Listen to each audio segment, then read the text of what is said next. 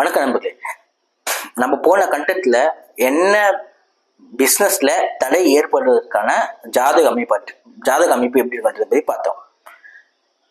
இப்போ நம்ம என்ன பார்க்க போறோம்னு சொல்லி பார்த்தீங்கன்னா, ஓகே சார், எனக்கு 10ஆம் பாவத்துல கிரகமே இல்லை சார், ஆனால் எனக்கு 10ல் ராகு இருக்காரு, எனக்கு 10ல் கேது இருக்காரு, என்ன சார் பண்ணலாம், என்ன மாதிரி பிஸ்னஸ் பண்ணலாம் அப்படின்னு பார்த்தீங்கன்னா, 10ல் ராகு கேது இருக்கிறவங்க எந்த பிஸ்னஸ் பண்ணாலும் நெகட்டிவ் இம்பேக்ட் தான். ஆனால் உடனே இழுத்து மூடுவீங்க, ஒரு ரீச் கிடைக்காது, இந்த மாதிரி விஷயங்கள்லாம் இருக்கக்கூடும்.